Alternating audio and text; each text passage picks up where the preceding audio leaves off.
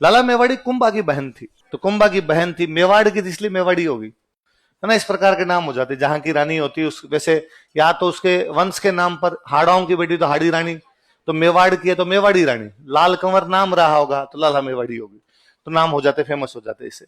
तो लाला मेवाड़ी किसकी बहन थी? कुंभा अपने टाइम का कितना शक्तिशाली राजा था। कुंभा की बहन अचलदास खिंची के साथ शादी हो रखी है। लाला मेवाड़ी थी वो बड़ी दादागिरी किया करती, और उसने अचलदास खिंची को दूसरी शादी नहीं करने दी। उसने कहा जब मेवाड़ में तोरण मार दिया, जब ससुराल मेवाड़ हो गया, तो अब छोटी मोटी जगह क्या ही शादी करोगे। तो अचलदास खिंची के पहले एक ही रानी थी, उस रानी का नाम क्या है? लाला मेवाड़। अचलदास खिंची के ठीक है भाई, एक ही सही। एक बार अचलदास खिंची अपने दरबार में बैठा हुआ, और उसके दरबार में दो भाई बहन आए, दोनों बहुत अच्छे संगीतकार। बहन बहुत अच्छी वीणा बजाती, बहुत अच्छा गीत गाती। जब उस बहन ने वीणा बजाई, गीत गाए, पूछा अचलदास खिंची ने कि कहां से आए तुम लोग? तो उसने कहा हम मारवाड़ से आए। और अचलदास खिंची ने कहा अरे इतने सालों तक मैंने सुना था कि मारवाड़ की जो महिलाएं होती है उनमें सभी लक्षण होते हैं, आज मैं तुम्हें देख रहा हूं तो वास्तव में देख रहा हूं कि तुम कितना अच्छा गाती हो, कितना अच्छा वीणा बजाती हो, तुम संस्कारवान महिला हो। उस लड़की ने वापस कहा कि राजा, यदि तुम इस बात को मानते हो कि मारवाड़ की जो महिलाएं या मारवाड़ की जो लड़कियां होती है वो 36 गुणों से संपन्न होती है, तो क्यों ना तुम मारवाड़ में कोई राजकुमारी से शादी कर लो। अचलदास खिंची मन ही मन सोचे कि कर लूं तो कैसे जी में तो है, लेकिन लाला मेवाड़ी करने, पर अब लोगों के सामने तो कैसे कि उसने कहा हाँ देखेंगे, को अच्छा को रिश्ता हो तो तुम बताना, कर लेंगे वहां पे। तो उसने कहा अच्छा मैं तुम्हें अभी बता देती हूँ। हाँ बताओ। वो बीकानेर में एक गांव पड़ता है जांगड़ू। कौन सा गांव था? सांखलों का रास्ता किसी टाइम वहां पे, सांखला सांखला वंश था उनका रास्ता। उन सांखलों की एक राजकुमारी थी, उसका नाम था उमा दे। क्या नाम था? उसने कहा मैं जांगड़ू से आई हूं, और हमारे जांगड़ू की राजकुमारी है उमा दे सांखली, और वो बहुत सुंदर है, और जितने तुम लक्षण बता रहे हो सारे के सारे लक्षण उसमें है, तो क्यों ना तुम जाओ और उमा दे सांखली से शादी कर लो। अचलदास खिंची कहता है कि कैसे, क्या क्या गुण है उसके अंदर? तो वो वहां पर गुण बताती है, वो जो लड़की है वो उमा दे सांखली के गुण बताती है कि उमा दे सांखली ऐसे है जैसे पूनम का चांद हो, जैसे सरोवर का हंस हो, जैसे सावन की धीमी धीमी बरसती हुई बारिश हो।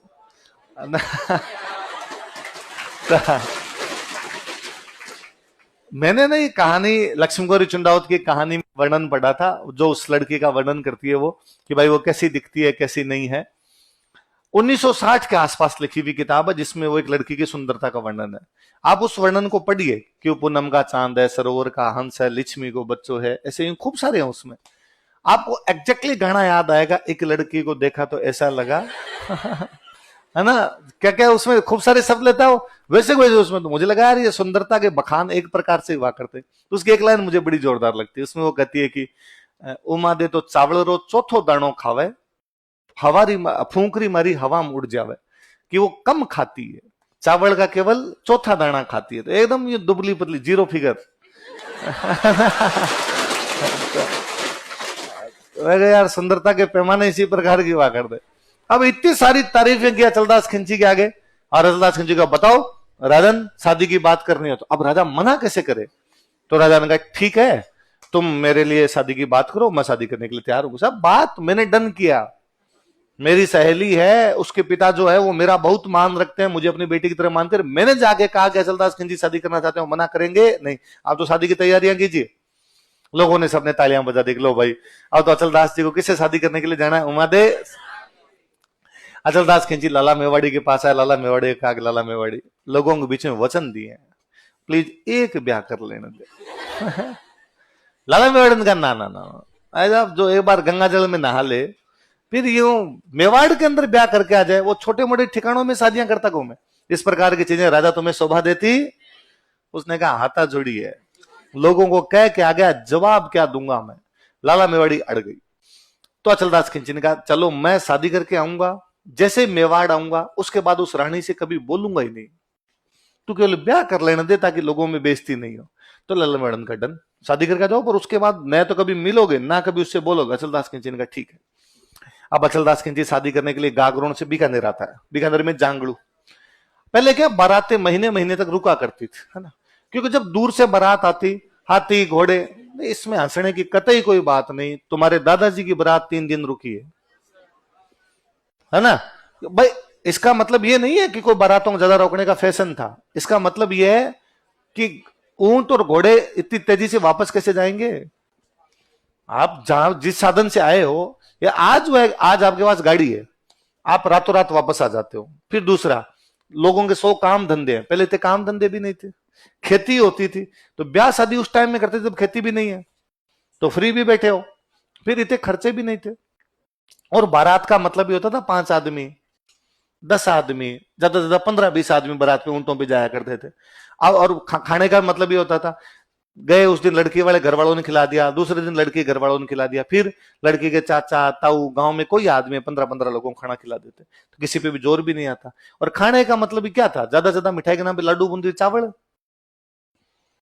मैं जयपुर की किसी राजा की बारात जोधपुर गई थी, कौन से राजा थे भूल गया, उनका वर्णन मेरा पढ़ा हुआ है। तो वो यहां से रवाना होती तब से बीच बीच में क्या क्या खाना खाते हैं उसका वर्णन है। तो मिठाई के नाम पे ले दे के एक कोई मिठाई मिलती है कि एक दिन उन्होंने बालूशाही खाई, और उसको भी बड़े तगड़े तरीके से लिखा हुआ है यार, उस दिन उन्होंने बालूशाही बनवा दी, राजा की बारात की बात है। तो बाकी तो चावल में नहीं पड़ते थे, चावल ही मिठाई हुआ करती उस टाइम, तो इतना कोई जोर भी नहीं आता था, तो चीजें हो जाया करती थी इजीली। तो जब सामान्य व्यक्ति की बारात 3 दिन रुक जाए, और 3 पीढ़ी पहले तक रुक रही थी, तो आज की 10 पीढ़ी पहले ये 10 दिन रुक रही होगी। सामान्य व्यक्ति की 10 दिन रुक रही, तो राजा की महीने रुक जाए, उसमें कोई बड़ी बात है। और इतनी दूर आप नोटिस करो, राजस्थान पूरा क्रॉस हो जाएगा यदि झालावाड़ से बीकानेर जाओगे तो। कितना लंबा रूट पड़ता है यार। आज जब गाड़ियां आना तो बीकानेर से बैठो और गागरोन जाना हो तो पूरी रात खप जाए, सुबह जाके पहुंचो, 7 बजे बैठो तो 7 बजे तक भी पहुंचा ही नहीं आपकी। तो ऊंट घोड़ों पर आना तो और दूर हो जाया करता, नदियां वदियां पार करते हुए आते। अचलदास खिंची वहां गया, उमादे सांकली से शादी हुई। उमादे सांकली वाकई बेहद सुंदर थे। तो अचलदास खिंची ने बारात रोक ली वहां साल भर, गया नहीं अचलदास खिंची। अचलदास खिंची को पता था वापस जाते लाला मेवाड़ी अपने को इस रानी से बात भी करने, और अचलदास खिंची को लगा बैठे इधर ही बैठे हैं अपने, क्या करना है। अब उधर से भाई साहब लेटर आए, अब वापस आओ। तो अचलदास खिंची ने कहा जो भी गागरों से लेटर आए फाड़ फाड़ के फेंक दो, पढ़ना ही नहीं है अपने, दिमाग खराब भी नहीं करना आपने। तो फाइनली वहां से लाला मेवाड़ी ने कोई एक पंडित जी थे उनको भेजा कि जाओ और जाके पता लगाओ कि रास्ते में लूटपाट नहीं हो गई हो, रास्ते में कोई दिक्कत नहीं हो गई हो, बारात इतने दिनों बाद में भी लौट क्यों नहीं रही है। पंडित जी आए, जांगड़ू पहुंचे, अचलदास खिंची आराम से बैठे। तो अचलदास खिंची कहा कि अब कितने दिन हो गए, वापस गागरों चलना चाहिए। अचलदास ने कितने दिन हुए, अभी तो थोड़े से दिन हुए हैं, इतना इतना तो बारात रुकती है, ससुराल में जवाई नहीं रुके तो मतलब ही क्या हुआ बाद में। उसने कहा भाई साहब मैं गांव घुमाऊं, गांव में सब बात कर रहे हैं अचलदास खिंची घर जवाई हो गया, और बेइज्जती हो रही है। गागरुन का धनी, गागरुन का राजा जांगलू जैसे गांव में बैठा है, साल भर से अधिक हो गया है, और आपको वापस चलना चाहिए, और कोई दिक्कत है तो हमें बताओ। तो अचलदास खिंची ने कहा साहब दिक्कत ये है, जाते लाला मेवाड़ी बात करने नहीं देगी, इसलिए मैं यही बैठा हूं, मुझे जाना ही नहीं है उधर। तो पंडित जी ने कहा देखो एक बीच का रास्ता अपनाते हैं, अपने रास्ते में रुकते रुकते चलते हैं, यहां से निकलते हैं, यहां बेइज्जती होती है अपने। तो कहा ठीक है। अब भाई साहब थोड़ा सा आगे निकला, अचलदास खिंची ने कहा थक गए बस। रोको रोको भाई रोको, कैंप लगाओ। महीने एक रुक गए, वहीं पे रुक गए, चलेंगे चलेंगे, शिकार की जगह अच्छी है। अब कभी कहते कि साहब बरसात आ गई, बरसात में तो 4 महीने कहीं जाना ही नहीं चाहिए, रुकना चाहिए। ये तो ठंडी हवाएं चल रही है, ठंडी हवाओं में कौन बाहर निकलता है। कभी कैसा गर्मी इतनी पड़ रही है, घोड़ों के बेचारों की हालत खराब हो जाएगी, रुक जाओ। यूं करते करते उसने 1.5 साल लगाया जाने में, धीमे धीमे धीमे करता गया। लेकिन आप कितना भी धीमे चलो, गागरोन तो वही है ना, एक दिन आना ही है। आ गया। अचलदास खिंची वचनों के पक्के थे, जैसे ही गागरोन पहुंचे उसके बाद उमादे सांकली के लिए अलग महल था, उस महल में भेजा, और कभी बोले नहीं, कभी उससे बातचीत नहीं की, कभी उसके महलों में नहीं गए। 7 बरस बीत गए। उमादे सांकली अपने महलों में अकेली बैठी, उसने आसपास में जो उसकी दासियां थी, बाकी जो काम नौकरानियां काम करती, उनसे पूछा भाई क्या व्यवस्था है, और उन्होंने कहा अरे तुम्हें पता ही नहीं। और लाला मेवाड़ी जो हमारी पहले से रानी है, उसने तो वचन दिलवाए थे, पहले कसम खिलवाई थी कि यहाँ आने के बाद बातचीत नहीं करोगे। उसको लगा कि यार मरा दिया, मेरे बाप ने मेरी इसलिए शादी कर दी कि इतने बड़े परिवार में शादी हो रही है, उन्हें क्या पता था कि यह आदमी तो बोलेगा भी नहीं, केवल धन दौलत से क्या किया जाए जब यहाँ पर कोई मिने की देखने को नहीं मिले, पूरे किले में अकेले बैठे रहो आप। 7 बरस बाद वो लड़की जिसने रिश्ता करवाया था घूमती घूमती गागरोन वापस गई। वो अपनी सहेली उमादे सांकले से मिलने के लिए गई, तो उसने पूछा उमादे बता कितना अच्छा रिश्ता करवा दे, कितने बड़े घराने में रिश्ता करवाया तेरा। उसने कहा फोड़ दी तूने, कहां करवा दिया रिश्ता, तेरा ही वेट कर रही थी मैं। कैसे? तो 7 बरस हुए मैंने उस आदमी की शक्ल नहीं देखी है। क्यों? अरे उस लाला मेवाड़ ने ये क्या। वो लड़की बड़ी इंटेलिजेंट थी। उसने कहा फिर तो कोई ना कोई तरकीब निकालनी पड़ेगी। हाँ निकाल, तो क्या तरकीब हो सकती है? महिलाओं को और किसी चीज से हो ना हो, ज्वेलरी से भयंकर प्रेम होता है। और उस लड़की ने एक खबर फैलाई कि दुनिया में सबसे अच्छा नेकलेस, दुनिया में सबसे अच्छा हार उमा देश सांकली के पास है, उससे अच्छा हार किसी के पास में भी। ये बात पहुंची लाला मेवाड़ी के पास। लाला मेवाड़ी में ईर्ष्या का भाव भयंकर रानियों में। उसको लगा ये कैसे हो सकता है, पटरानी मैं, अचलदास खिंची की मुख्य रानी मैं, मेवाड़ की राजकुमारी मैं, और अच्छा हार किसके पास? उमा देश सांकली के पास। और उसने कहा कि एक बार वो हार की डिजाइन दिखा दो मुझे, मैं रातों रात उससे अच्छा हार नहीं बनवा दूं तो मेरा नाम लाला मेवाड़ी नहीं। और समाचार भेजा कि एक बार बस वो हार दिखा दो। वो लड़की उधर तैयार बैठी थी, उमा देश सांकली वाले दोस्त। उसने कहा ठीक है, एक रात के लिए हम हार दे देंगे, पर उस एक रात के लिए अचलदास खिंची हमारे महलों में आना चाहिए। लाला मेवाड़ी के पास समाचार भेजा कि वो हार देने के लिए तैयार है, पर बदले में क्या मांग रहे हैं? अचलदास खिंची। लाला मेवाड़ी का डन। हार अधिक महत्वपूर्ण चीज है, कोई बात नहीं है, अचलदास खिंची को ले जाओ, जान लेके जाना है तुम्हें। उस दिन अचलदास खिंची महलों में आया और लाला मेवाड़ी ने खुद ही चला के कहा कि वो भी तो आपकी रानी है, आपका परिवार है ना, आपको संभालना चाहिए। अचलदास खिंची ने कहा मैं संभालना चाहता हूं, तुम नहीं जान देते, मैं तुम्हें अनुमति देती हूं, जाओ। अचलदास खिंची गए, पर उसने वापस कह के भेजा कि तुम उसे बात नहीं करोगे, तो उसके महलों में जा सकते हो लेकिन उसे बात नहीं करोगे किसी भी प्रकार की। अचलदास खिंची वहां महल के अंदर जाके बैठ गया, कोई बातचीत वगैरह नहीं करे, वो चुपचाप बैठा। उस लड़की को वापस उमा देश सांकली ने कहा भाई ये वो ऐसा ऐसा कुछ कह के भेजेगी। उसने कहा तो चिंता है मत कर, मैं सब कर दूंगी एकदम। अगले दिन दूसरे दिन जैसे सुबह सुबह भी लाला मेवाड़ी ने अपनी नौकरानियां भेजी कि जाओ अचलदास खिंची को समय समाप्त होता है, वापस चले अपने महलों के अंदर।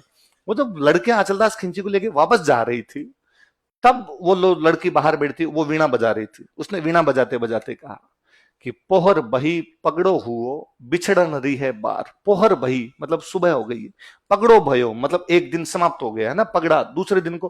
गांव में अभी तक भी को दूसरे दिन पगड़ा आई है ना, विष्णु तो पक्का वर्ड है वो कि पगड़ा आई जे, तो मतलब पगड़ा मतलब कल। पोहर बही पगड़ो हुओ बिछड़न रही है बार, मतलब दिन बीत चुका, रात बीत चुकी है, अब किसकी वेला आ गई है? बिछड़ने की। इतनी बात हुई थी। ले सखी थारो बाल मोर उरदय मारो हार, ले सखी थारो बाल मोह, हे सखियां तुम्हारे इस बालम को ले जाओ लेकिन हार तो वापस दो। हार डिजाइन के लिए लेके गई थी। और जब अचलदास उन लड़कियों ने हार दिया, तो अचलदास खिंची ने पूछा अरे अरे अरे ये क्या है, ये हार किस चीज का? और उस लड़की ने हार को लहराते हुए कहा अचलदास खिंची की कीमत एक हार है, एक हार दे कि कोई भी अचलदास खिंची को रात रात के लिए खरीद सकता है। और अचलदास खिंची को बड़ा गुस्सा है, मैं गागरों करा और मुझे बेच दिया। और वापस गया रुसन जाकर लाला मेवाड़ी, आप कुछ भी कर सकते थे लेकिन ये बात आपको करनी नहीं चाहिए थी। अब मैं आपके महल में एक सेकंड भी रुकूंगा नहीं, आपने वचन तोड़ा है। अचलदास खिंची वापस उमा देश सांकली के महलों में आ गए। जाने कितने दिनों के बाद गली में आज मुझे लगता है उमा देश सांकली को भी उम्मीद नहीं थी कि अचलदास खिंची इतना जल्दी आ जाएगा। उसने भी पूछा ही होगा अरे इतने जल्दी कैसे आ गए। अचलदास खिंची ने वापस कहा होगा कि तेरे लिए मैं सिग्नल तोड़ ताड़ गए। तो अचलदास खिंची की 2 रानियां हैं। कौन कौन सी 2 रानियां? लिख लो अपना नाम लिख लो, अचलदास खिंची की रानियां।